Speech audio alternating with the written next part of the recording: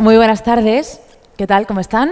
¿Cómo estáis? Nos vamos a tutear y yo le voy a pedir a nuestro invitado también permiso para tutearle. Por favor. Para sentirnos, yo creo que más cómodo y en familia como estamos este miércoles sí. por la tarde. Bienvenido, Luis García Montero. Bienvenido a Málaga. Bienvenido a este cumpleaños de la ilusión, que es los 10 años de la Fundación Unicaja. Sí, un gusto estar aquí contigo y en la Fundación Unicaja y en Málaga. Encantado y a tu disposición. Pues yo encantada. Voy a confesar que esta charla, que yo quiero que sea más que una charla, un coloquio, y además al que invitamos también os invito a todos y a todas a que luego también compartamos un ratito de charla, que sea eso, una charla, un coloquio, más que una entrevista. Y tengo que decir, y confieso, que muchas veces me va a salir más la parte como admiradora que como periodista. En algún momento me saldrá seguramente algún ramalazo. Yo creo que es conocido por todos quién es Luis García Montero. Yo creo que es una de las figuras indispensables de la poesía y de las letras en nuestro país, o al menos también de habla hispana. Escritor, poeta, crítico literario también, catedrático de literatura española, director del Instituto Cervantes. En sus décadas de oficio pues ha publicado numerosos títulos, poesía, pero también de narrativa, de ensayo. Tiene numerosos premios y comentábamos antes que uno de los últimos, yo creo que el último, ¿no? ¿Ha habido otro en medio? No sé si ha habido algún otro reconocimiento. El último se le daba aquí en Málaga, que es el primer premio Antorcha de Honor a la trayectoria poética, y eso fue hace un par de semanas y ocurría aquí en Málaga. Ahí tenemos la oportunidad de coincidir y justo ese día, Luis, ¿te ibas a Japón? Sí, la verdad es que la agenda del Instituto Cervantes tiene estas cosas. El instituto tiene 101 presencias en ciudades del mundo y, bueno, una disciplina de la dirección del instituto es poder visitar todos los centros, hablar con la plantilla, analizar la situación.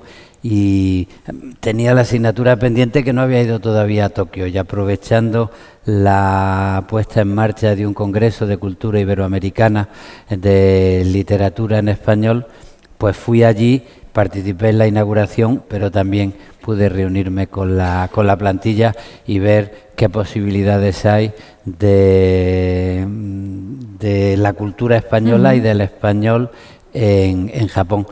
Y hay que aprovecharlo todo. Fíjate, un estudio de la Fundación Carolina nos dijo que el mayor foco de interés de la cultura española y de la sociedad española en Japón es el fútbol. ¿En serio? Allí están todos pendientes de la Liga, del Barça, del Madrid.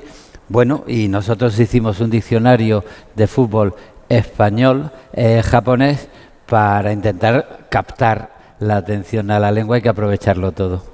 Leía también que en esta visita, además de esas cuestiones un poco más propias del Instituto Cervantes, también visitaba la biblioteca de Murakami, ¿puede ser? Sí, es que allí en el Instituto Cervantes hay relación con universidades, y en una de ellas, precisamente donde se celebraba el Congreso de Literatura Iberoamericana, pues estaba la biblioteca, que era un legado de Murakami. Y estuve allí visitando pues la biblioteca de Murakami y recordando la relación de Murakami con la cultura española. Claro, precisamente yo quería llevarte por ahí porque te quería preguntar acerca de lo que nos une, ¿no? Yo, al final, desde el Instituto Cervantes entiendo que puedes tener una perspectiva, pues un foco muy amplio de la literatura en diferentes puntos del mundo. ¿Hay algo, y en poesía en concreto, hay algo, Luis, que nos una a las culturas en literatura? ¿Hay algún nexo común si miramos la poesía? Pienso en los haikus en Japón, sí, o cualquier otra creación literaria en otra parte del mundo. Fíjate, por ejemplo, cuando nosotros hablamos del español, comprendemos enseguida que es muy importante tomar conciencia de el valor de la unidad y al mismo tiempo el respeto a la diversidad. Fíjate, yo como andaluz pues me eduqué en una sociedad que consideraba que donde se hablaba bien el español era en Castilla, y que los andaluces lo hablábamos muy mal, ¿no?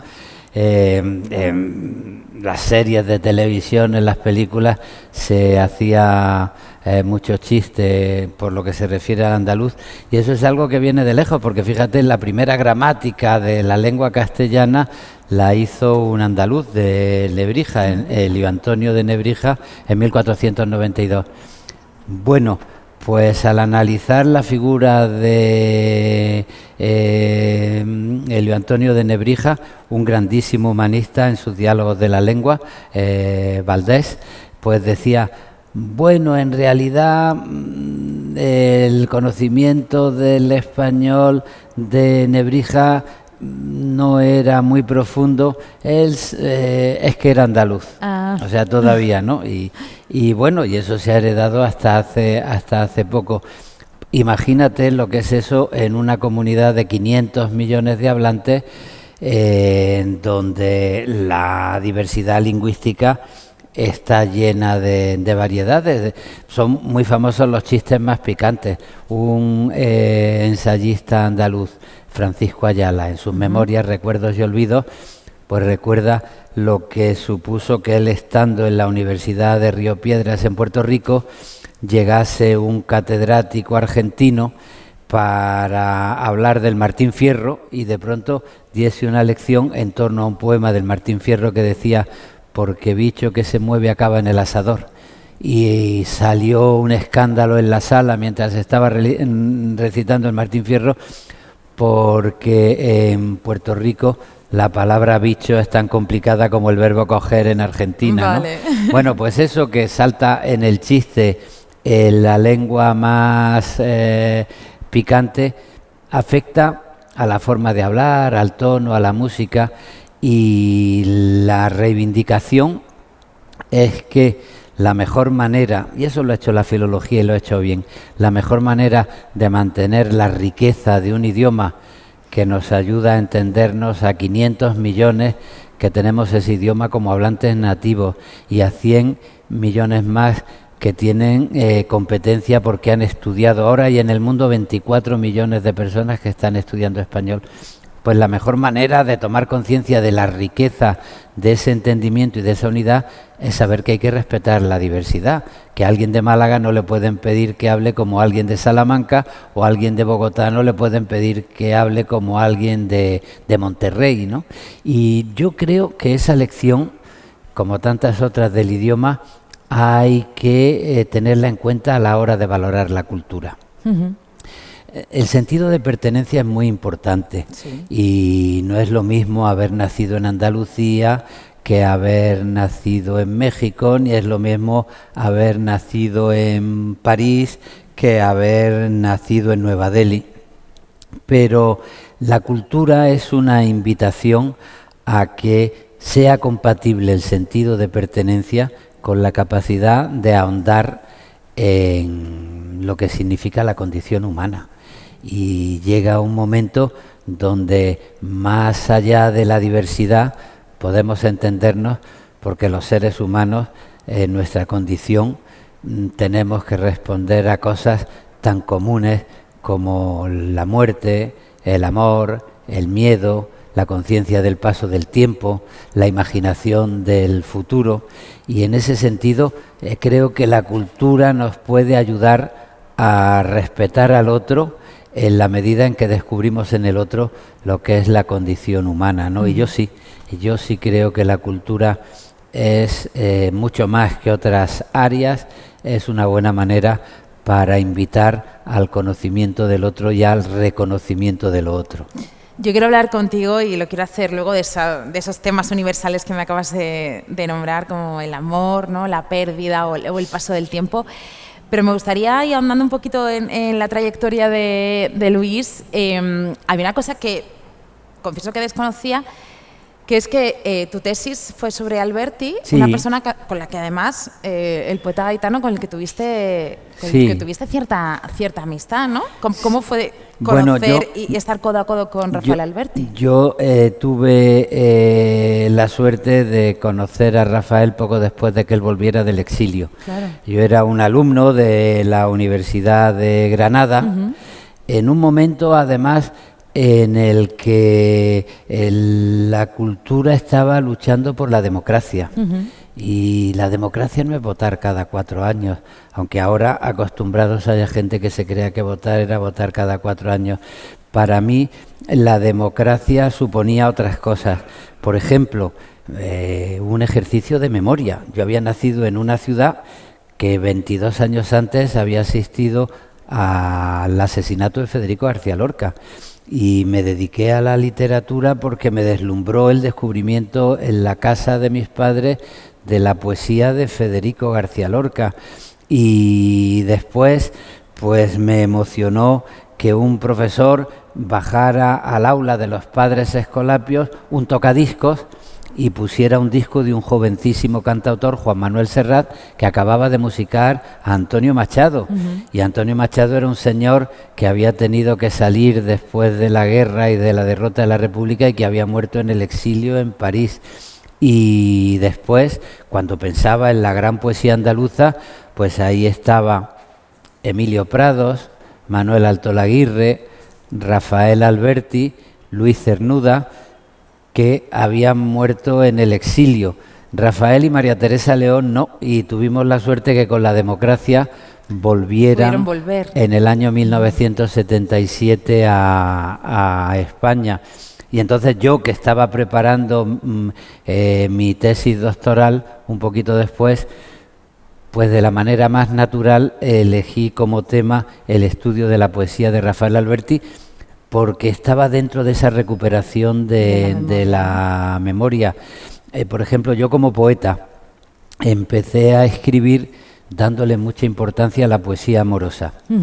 Preguntarme qué digo cuando digo soy yo. El primer manifiesto que yo publiqué y que apoyé era un manifiesto que se llamaba La otra sentimentalidad.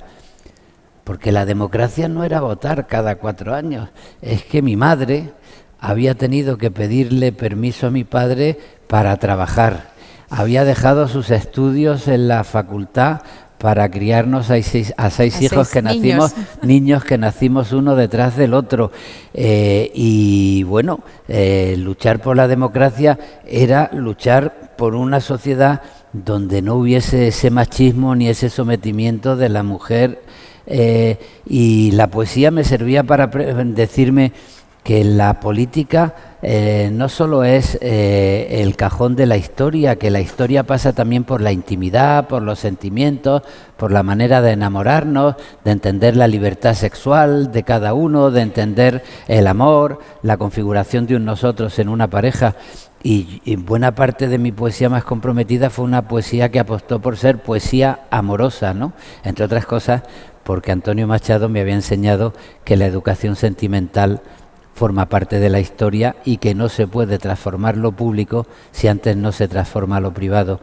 Bueno, pues en esas estaba yo y claro, recuperar la memoria era fundamental, y lo que tuve la suerte es que al volver a España, pues ese personaje que para mí era un mito, Rafael Alberti, el amigo de Federico García Lorca, el autor de Marinero en Tierra o de Sobre los Ángeles, el republicano del exilio, pues de pronto llegó a España y quiso recuperar su relación con España, y como él, el recuerdo que tenía de España era el recuerdo de su juventud, prestó especial atención a los jóvenes. Y yo tuve la suerte de que el mito que teníamos en un altar se bajara a la calle y se convirtiera en alguien que salía por las noches con los jóvenes a tomar una copa, o hacía viajes, o se dedicaba a participar del mundo literario. Y sí, para mí fue un personaje muy, muy importante. Aquí en Málaga vivió sus últimos años Jorge Guillén, y alguna vez asistí al recuerdo de la juventud de Rafael y de Jorge Guillén aquí en Málaga. ¿Cómo fueron ese final de la década de los 70, Luis, esa década de los 80, cuando desde la cultura, ¿no?, desde la literatura, obviamente también desde la música, has hablado de Joan Manuel Serrat y luego hablaremos también de tu relación con la música? ¿Cómo fue esa década digo que desde ahí pues se movió, ¿no? Fue un importante caldo de cultivo para el cambio, ¿no? de un país Sí. como España. Desde ahí se proyectaron Y la cultura fue muy muy importante porque una gran agitadora, ¿no? claro, había que transformar una sociedad que había vivido muchos años de dictadura y que a partir de final de los 60, principios de los 70, pues se iba transformando. Fíjate, yo creo que cuando murió Franco, y ahora van a hacer 50 años de la muerte del dictador el año que viene, la España oficial ya se parecía muy poco a la España real. Claro. Y muchas de las tensiones que hubo de militares que no querían dar paso a la democracia o de fuerzas políticas que no querían dar paso a la democracia, se encontraron con que ya había una España real, que no tenía nada que ver con la España oficial de la dictadura, en las universidades, en los trabajos, y en ese sentido, pues yo creo que el buen trabajo de la transición fue sobre todo impedir que esa parte nostálgica de la España oficial no pudiera interrumpir el desarrollo natural de una sociedad que ya no tenía que ver con la dictadura. Yo tengo buena opinión de la transición y sé que hay mucha gente que ha querido últimamente despreciarla, pero la verdad es que quien ha vivido en una dictadura pues sabe que hay cosas que se hacen mejor, cosas que se hacen regular, pero fue muy importante que no triunfase el golpe de Estado del 23 de febrero y fue muy importante que se pudiese hacer una constitución democrática con la de 1978 y a partir de ahí pues trabajar ya en democracia para optar por una cosa, optar por otra. Bueno, pues yo creo que eso tiene mucho que ver con una sociedad que se había transformado gracias a la cultura, a los cantautores, a los cineastas, a los novelistas y también a los poetas, a veces en sus libros o a veces en la voz de los cantautores, que hicieron una educación sentimental que ya no tenía que ver con la España de la dictadura. No sé si ahora mismo es tan artefacto político la cultura ahora como lo fue en su momento. En ese momento obviamente no es la misma España que es ahora. Bueno, depende del significado que le demos a la palabra cultura, porque ya sabes que las palabras caben muchas cosas.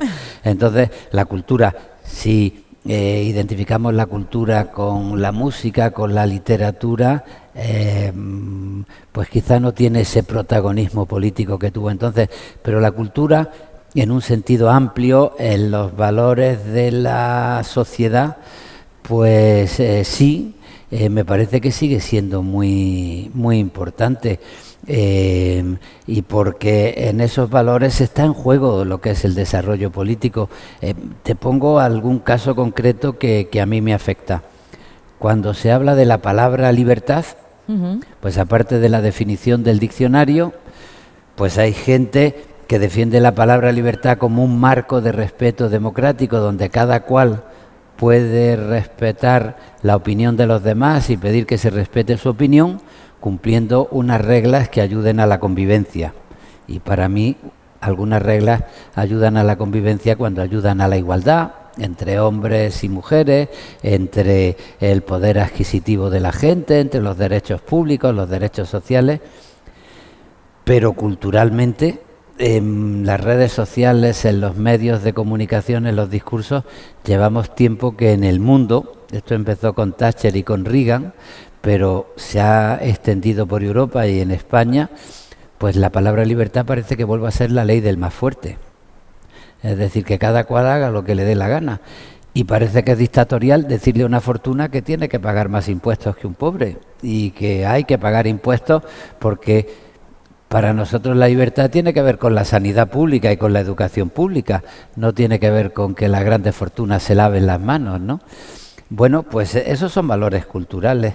O fíjate, otra cosa, Yo sé lo que fue, lo he estudiado, no lo llegué a vivir directamente porque tuve la suerte en mi edad que eso ya no tenía fuerza en el mundo cultural, pero yo he estudiado lo que fue la autocensura, que había un poder que censuraba mucho y hubo gente que para escribir una columna o en un periódico o para publicar una novela, pues tenía que pensar de qué manera hago lo que hago sin traicionarme, pero dejando que pase a través de la censura. En literatura era mucho más fácil que en el periodismo o en el cine, pero también hubo gente que tuvo muchos problemas para publicar una novela, por ejemplo, ¿no? Bueno, pues yo ahora percibo también que en el ambiente cultural hay formas de autocensura que están siendo muy perniciosas, sobre todo, no tanto como por la poesía que digo, pues los poetas no tenemos esa repercusión, pero fíjate, en el mundo del arte, hoy leía una entrevista con algún actor donde decía que su compromiso con el no a la guerra de hace unos años supuso que de estar recibiendo todos los días encargos, ofertas de trabajo y que al año tuviera 20 propuestas de trabajo, películas, series, pues pasar de 20 a 0. Ninguna. Y entonces hay mucha gente que se ha acostumbrado a saber que si dice algo que no parezca políticamente correcto, pues va a haber unas campañas de desprestigio en las redes sociales que le van a llamar de todo, sinvergüenza, cabrón, no sé qué, no sé cuánto. Y en esos ámbitos de la cultura donde la simpatía es necesaria para que te contraten para hacer una obra de teatro o te contraten para hacer una película, pues se genera un ámbito de simpatía y hay mucha gente que se ha acostumbrado a no opinar de política o incluso a creer que la política es una cosa sucia que tiene que ver con los insultos, y eso está generando muchas formas de autocensura también. Por eso te digo que desde distintas perspectivas el debate cultural es siempre un debate de la sociedad y que nuestros comportamientos, nuestra manera de ser, tiene que ver con la cultura.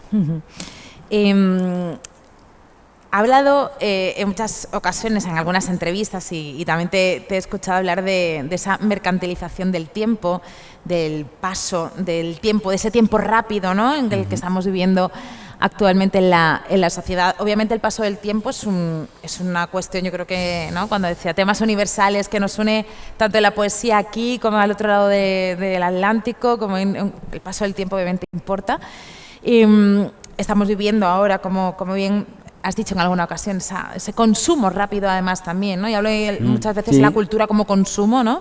De ver incluso series a 1,5, escuchar podcasts a 1,5 por intentar consumir cada vez más, ¿no? Pues piezas culturales. Sin embargo, la poesía es opuesta a todo eso. Eso ahí es una manera de decirnos, venga, para y detente. Ahí, quizás más que la novela. Depende claro, de los distintos momentos. Yo, como soy poeta, intento arrimar el ascua a mi sardina. Y sí es verdad que yo creo que vivimos un tiempo que lo mercantiliza todo, incluso el concepto del tiempo. Y eso tiene que ver con nuestra relación con el pasado, nuestra relación con las humanidades, nuestra relación con la memoria. John Berger decía que la mejor manera de cancelar el futuro y la imaginación del futuro es cancelar el pasado y perder la memoria. Porque no es lo mismo vivir en el instante, un tiempo concebido como una mercancía de usar y tirar, que pensar en ti como la consecuencia histórica de una experiencia humana, el presente como una herencia que se recibe de los mayores y como un compromiso para que esa herencia siga viva como una antorcha que pase a los jóvenes, y las nuevas generaciones no es que tengan que repetirla y se estanque, sino que con su propia experiencia vivirán la herencia que ha pasado a través de los años. Martha Nussbaum, la intelectual norteamericana, decía que ese es el concepto del tiempo de las humanidades y hacía una reivindicación de las humanidades en una sociedad norteamericana en la que la cancelación del tiempo y de la memoria estaba suponiendo una pérdida de valores democráticos. Y fíjate, tiempo para ser dueño de las propias opiniones, porque vivimos en un mundo que se está acostumbrando a decir lo que piensa antes de pensar lo que dice. Y el mundo de las redes sociales tiene que ver con eso. Y hay mucha gente estratega que trabaja para crear dinámicas que flotan en el ambiente, que nos hablan a los instintos y que nos sentimos interpelados y reaccionamos creyendo con toda sinceridad lo que decimos, y lo que decimos es espontáneo, pero no tiene que ver con la verdad, porque juegan con nuestra propia conciencia y porque la gente se está acostumbrando a opinar sin pensar lo que dice, a decir lo que piensa sin pensar lo que dice. Y eso en la lectura tiene que ver, por ejemplo, y vuelvo a la prensa, cuando la gente se acostumbra a opinar sin leer los artículos y las crónicas nada más que por los titulares. Claro. Y cómo de pronto, como un periódico para sostenerse necesita tener muchos impactos, pues tiene ya una estadística para saber cuántos impactos, y hasta el propio profesional tiene que poner un titular muy llamativo para conseguir muchos me gustas en 5 minutos, porque aunque sea un artículo estupendo, si no tiene inmediatamente muchos me gustas. Y eso ocurre con mucha frecuencia en todo. Y eso tiene que ver, por ejemplo, con los bulos. Y por eso la democracia sale perdiendo. Porque si yo digo una barbaridad y al día siguiente todo va tan rápido que esa barbaridad ya no tiene importancia, pues aparecen figuras como la de Trump, ¿no? Que Trump le preguntaron el New York Times que por qué decía 30 mentiras diarias en sus redes sociales, y contestó su portavoz que el presidente no mentía, sino que creaba realidades virtuales. Pero tú puedes decir en un mitin que Puerto Rico es una isla de basura para ofender al mundo hispano y al español, y en un momento determinado puede causar escándalo, pero si al día siguiente hay otro escándalo y al día siguiente hay otro escándalo, dentro de una semana ya no se le exige responsabilidad ninguna al mitin de Trump por haber sacado a un humorista a llamar basura de mierda a Puerto Rico, ¿no?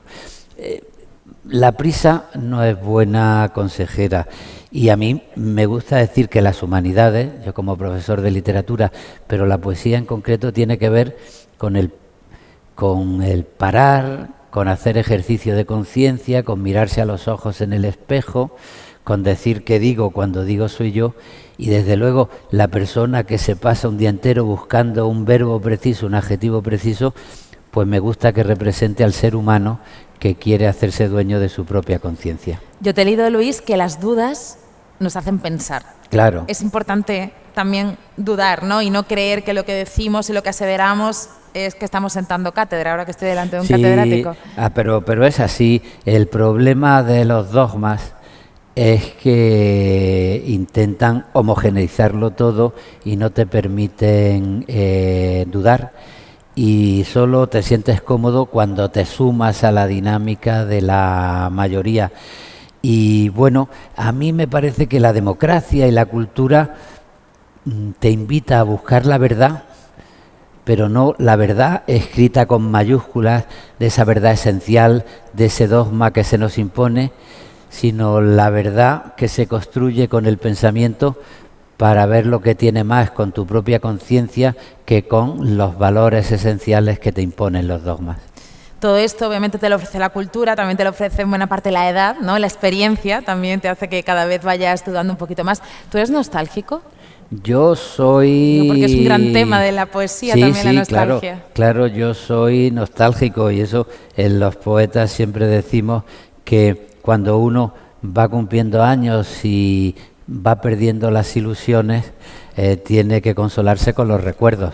Y lo bueno es establecer un diálogo entre los recuerdos y el futuro, y las ilusiones.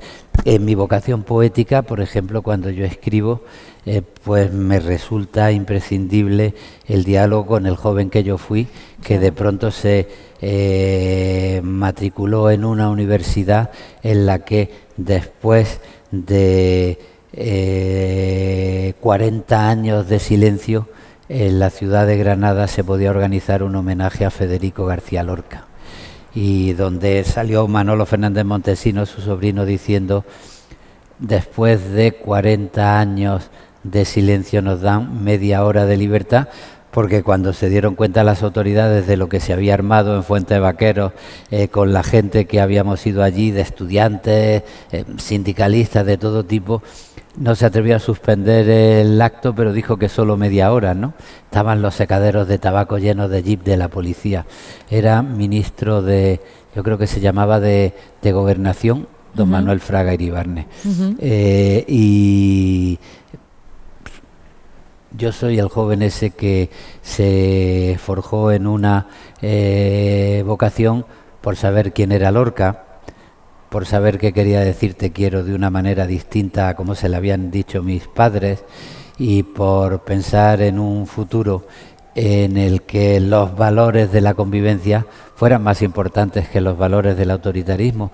Y por eso me gusta leer poesía amorosa, claro. Y por eso me gusta defender una idea del tiempo donde la herencia de mis mayores pueda tener vigencia en el presente en el que vivo. ¿Recuerdas lo primero que leíste de Lorca? Sí, mira, yo ya has hecho antes una alusión, o sea, ya me lo has oído contar. Yo soy el mayor de 6 hermanos. Lo que más le oía a mi madre de niño era la frase: tengo 6 y todos varones, porque éramos 6 varones muy traviesos. Salíamos mucho al barrio, pero cuando llovía y nos quedábamos en la casa, lo rompíamos todo. Y entonces mis padres, para tener un sitio decente donde recibir a mi abuela una visita, cerraron una habitación que llamaban el Salón de las Visitas. Y allí tenían la biblioteca. Teníamos prohibido entrar. Yo me colé en esa biblioteca y descubrí la poesía de García Lorca en un tomo de la editorial Aguilar, que eran volúmenes forrados en piel y con papel de Biblia. Era un sitio sagrado, en un libro que parecía sagrado.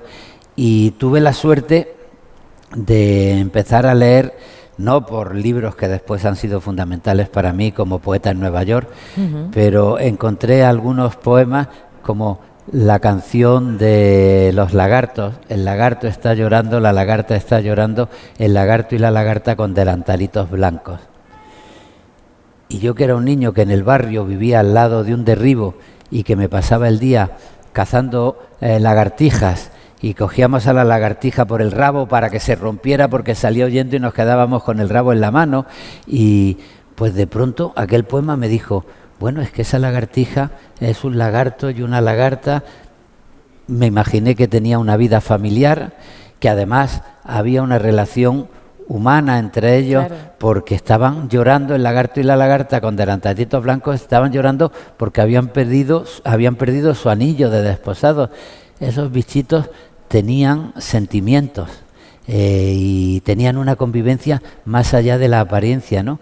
Y para mí la poesía fue empezar a preguntarme, bueno, ¿qué hay debajo de las cosas que pasan? ¿Qué hay debajo de una lagartija cuando la veo correr por la hierba del derribo, ¿no? Y yo, ese fue el primer poema que leí, y también leí la canción del jinete: aunque sepa los caminos, yo nunca llegaré a Córdoba. ¿Qué está pasando aquí? Que este señor va a caballo, sabe el camino, pero no va a llegar a Córdoba. ¿Qué es lo que va a pasar en medio del camino? Y esa pregunta de lo que pasa debajo de las apariencias tiene que ver con la poesía y tiene que ver con la cultura y con la capacidad de preguntarnos qué somos nosotros mismos. ¿Y el amor? Porque has hablado del amor, la poesía amorosa además ocupa gran parte además también de tu obra. Pues yo creo que el amor es fundamental, y también viví en una época que estaba heredando lo que supuso una transformación de la educación sentimental de nuestro país. En las memorias de Miguel Ríos, otro granadino que vivía por la Cartuja, cuenta que se salían a la carretera que iba hacia Murcia o hacia la costa los niños del barrio, porque de pronto pasaban en los coches pues las suecas, y claro, una sueca en los años 60, y aquí en Málaga, bueno, imaginaros claro, lo que era una sueca en los años 60. Una señora sueca. Pues fíjate, hay un poema de Carlos Barral maravilloso, que en medio de un día del Carmen aparece un grupo, aparece una pareja de suecos y los ve pasar. La ve pasar a ella, y el último verso del poema de Carlos Barral se llama Geografía o Historia. Dice: qué oscura gente y qué encogidos vamos. Porque en la España de los años 50 y de principios de los 60 era una sociedad... Pues el complejo, la culpa, ¿no? Ahí... Era la culpa, el complejo, y lo que significaba...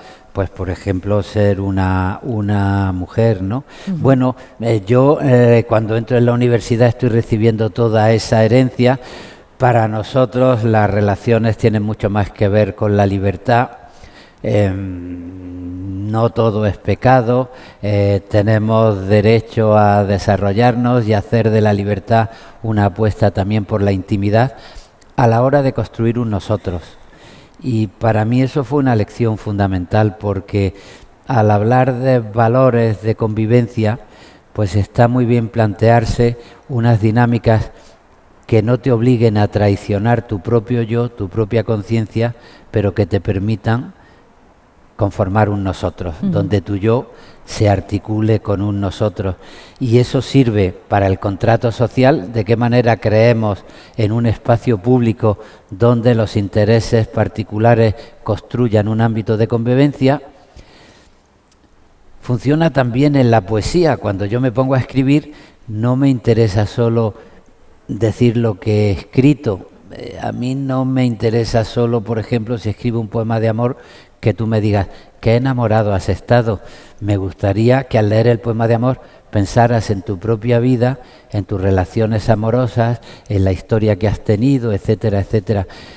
Porque un lector hace que la poesía, la literatura funcione cuando habita el texto y se convierte él en el propio protagonista del texto, ¿no?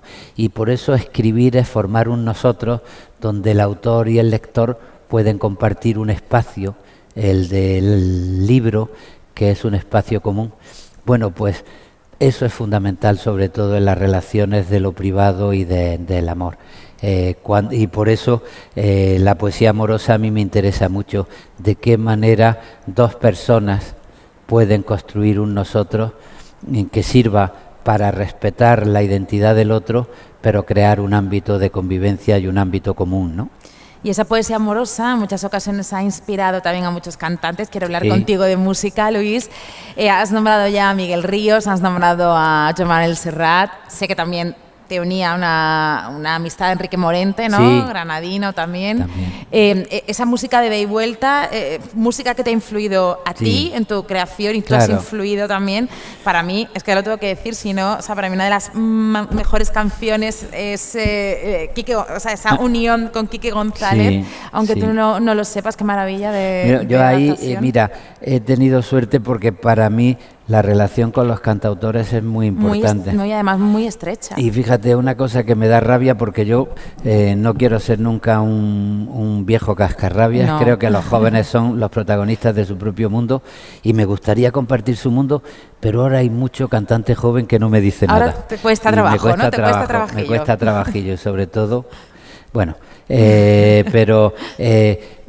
para mi generación fue fundamental en su educación sentimental, por ejemplo, pues el oír las canciones de Paco Ibáñez, que fue un cantante que nunca escribió, pero puso música a Lorca, a Alberti, a Pablo Neruda.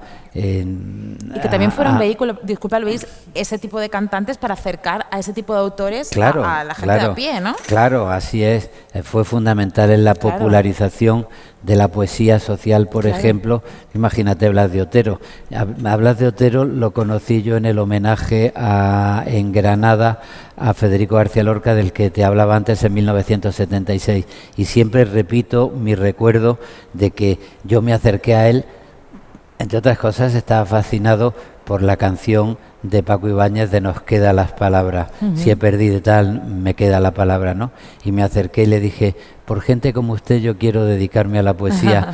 Y Blas me miró, me tocó la cabeza y me dijo, espero que algún día puedas perdonarme. Anda. Y fue muy emocionante, ¿no? Bueno, Paco Ibáñez era, me queda la palabra, de Blas de Otero. Después Joan Manuel Serrat, Machado, Miguel Hernández, y después Enrique Morente, con el cante jondo andaluz, pero además también musicando autores como Lorca, y después ya pues algún disco suyo como Mega, pues fundamental, aunque ya era yo más mayorcito. Pero el cante de Enrique era maravilloso. Y de Granada había sido también compañero de mis amigos mayores, Joaquín Sabina, sí. Que estudió en la Universidad de Granada, aunque tuvo que salir corriendo de Granada a final del franquismo. Pero después la música de Joaquín y el talento literario de Joaquín fue maravilloso, ¿no? Y he tenido la suerte como poeta que todo lo que yo aprendí en mi educación sentimental de los cantantes, pues también me ha dado la satisfacción de algunos de ellos, Miguel, Serrat, Joaquín, y también más jóvenes como Quique González. Generacionalmente ya me toca más Quique González. Quique, sí, a mí un día llegó mi hija mayor a mi casa, salí del colegio y me dijo, oye papá, ese poeta del que habla Quique González, García Montero, ¿eres tú? Y me dijo, pues yo creía que eras tonto, porque ya le gustaba mucho Quique González. Pues he tenido la suerte de que ellos tomen poemas míos para hacer canciones. Maravillosas canciones. Ahora que hablabas de la juventud y por ir cerrando, porque quiero que toméis la palabra, igual que hizo Alberti, ¿no?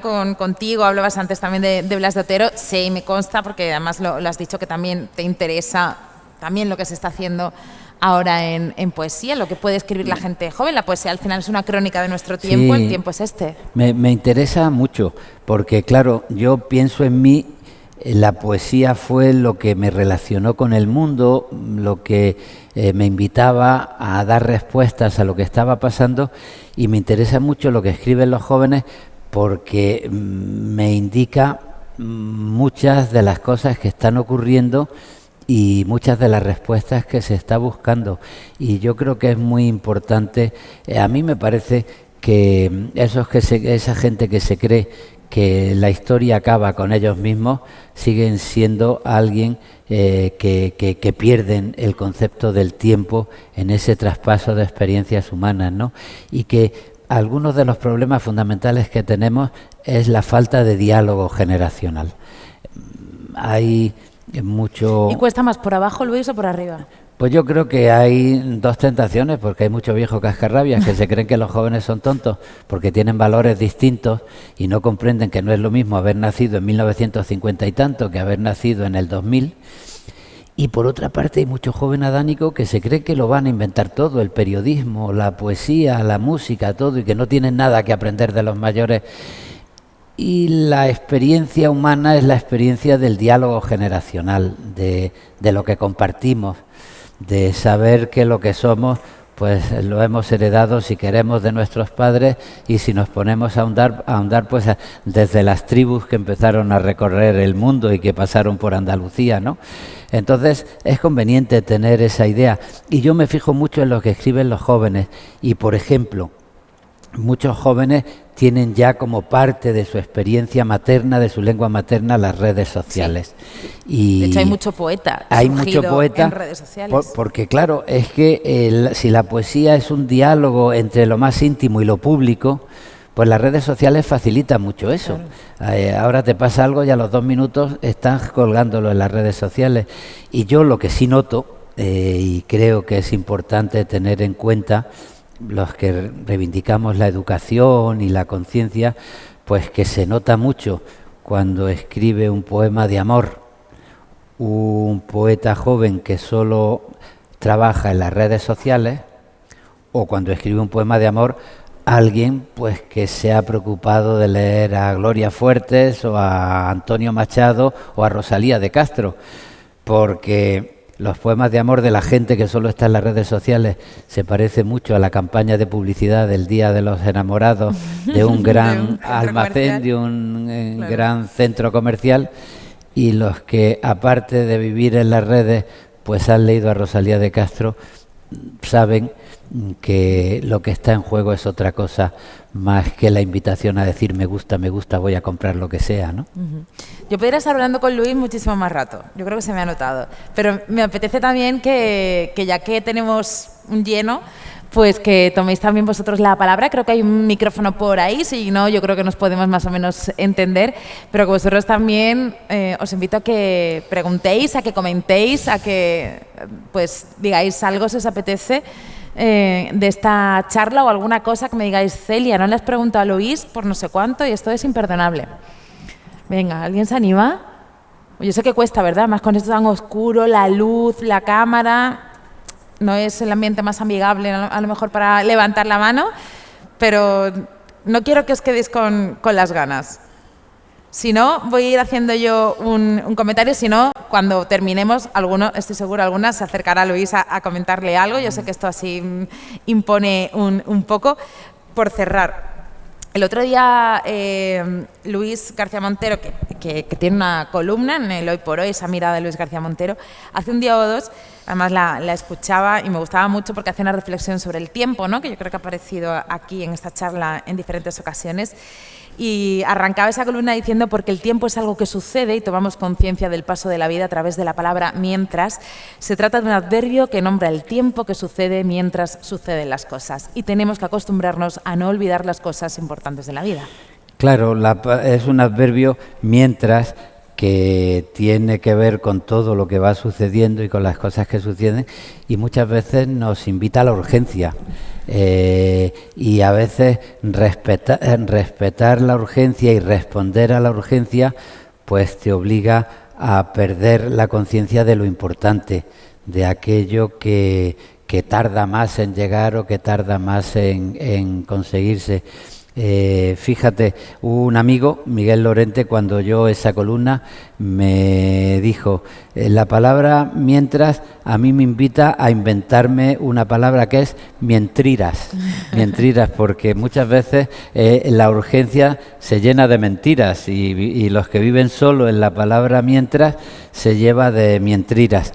Y yo sí creo que frente a los dogmas, tener conciencia del paso del tiempo es importante y saber que las cosas suceden es importante, pero más que responder segundo a segundo, pues me parece que la respuesta a la palabra mientras es el tomar conciencia de aquellas cosas que merecen la pena, que no nos desvíe la fugacidad de aquellas cosas que son importantes, porque fíjate, un poeta muy amigo mío, Joan Margarit, que es un poeta catalán que estuvo enfermo y el último año de su vida pues se encerró en su casa con la gente que más quería y escribió un libro, Animal de Bosque, como el animal que está herido y se esconde en el bosque para morir tranquilamente. Y escribió un poema diciendo, al final, este año último ha sido uno de los más felices de mi vida, porque acostumbrado a perder el tiempo en tantas cosas, en tantas preocupaciones superficiales, cuando me he quedado con las 4 o 5 cosas que me importan entre la gente de me importa, le he encontrado una intensidad a la vida que me pasaba desapercibida antes, ¿no? Y por eso la palabra mientras nos invita a tomar conciencia del tiempo, a saber que somos gente que no nos podemos estancar en un dogma, que las cosas pasan, que hay que buscar respuestas, pero que esas respuestas no vayan determinadas por la coyuntura, sino que tengan que ver con valores más a largo plazo.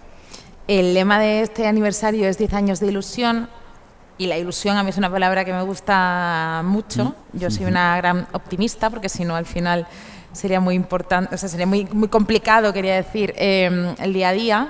¿Tú lo eres, Luis? Yo soy pese a todo, muy optimista, ¿o tienes ilusión? Bueno, yo tengo una antología que titulé Melancolía optimista, una melancolía optimista, porque yo creo que el optimismo convertido en falta de conciencia de lo que ha pasado, de las equivocaciones que hemos tenido, de lo que ha vivido la historia humana, pues desemboca en la ingenuidad, o incluso en el buenismo, en el sentido peor de la palabra.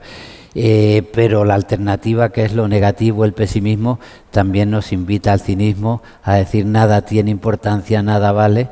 A mí me gusta el pensamiento de María Zambrano, que dijo: entre el optimismo ingenuo y el pesimismo cínico me quedo con la esperanza. Y la esperanza sí creo que tiene que ver con un optimismo que tenga conciencia de lo que significa la historia más allá de cualquier ingenuidad, ¿no? Y bueno, pues voy cumpliendo años y voy respondiendo a la vida de acuerdo con mis años. La gente de mi edad pues recordará cuando en España había una ley de cajas de ahorros que obligaban a invertir un tanto por ciento de sus beneficios en compromiso social y en obra social. Y como eso aumentó mucho la cultura, el cuidado del patrimonio, las inversiones culturales en la comunidad. Y eso se quitó con mucha frecuencia porque a los grandes bancos les interesaba poco invertir en obra social, ¿no? Bueno, pues cuando a mí me invitan a celebrar aquí 10 años de la Fundación Unicaja, pues pienso en cómo se puede negociar con el futuro y dar una respuesta a una dinámica donde haya una fundación que siga posibilitando que una parte de Unicaja se convierta en obra social, aunque eso ya no sea un imperativo. Y por eso aquí estamos y ha propiciado que podamos tener esta maravillosa charla. Ha sido un placer. Para mí, García Montero. Un Millones placer, de gracias. Un gusto siempre hablar contigo. Muchas gracias. Gracias a vosotros y a vosotras por estar. Gracias. Bueno, muchas gracias.